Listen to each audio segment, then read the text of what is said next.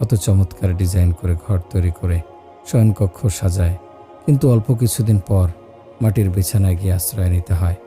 যাদের ঘরে সবসময় থাকে আলো ঝলমল পরিবেশ, তারা হঠাৎ একদিন মাটির ঘরে চলে যায়।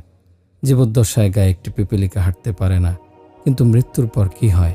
পোকামাকড় দেহের বিভিন্ন অংশে কামড়ে কামড়ে খেয়ে ফেলে। পেটের খাবার জোগাড় করার জন্য উদয়াস্ত মানুষ কত পরিশ্রম করে, অথচ কবরের সর্বাগ্রে পেট ফেটে যায়।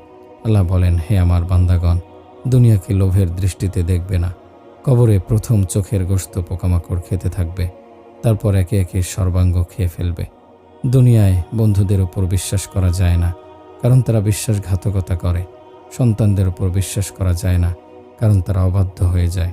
কবর প্রতিদিন মানুষকে ডেকে বলে, আমি নিঃসঙ্গতার একাকিত্বের ঘর, আমি অন্ধকার ঘর, আমি পোকামাকড়ের ঘর। আমার নিকট যারা আসবে তাদের বলছি, তারা যেন পাথেয় নিয়ে আসে।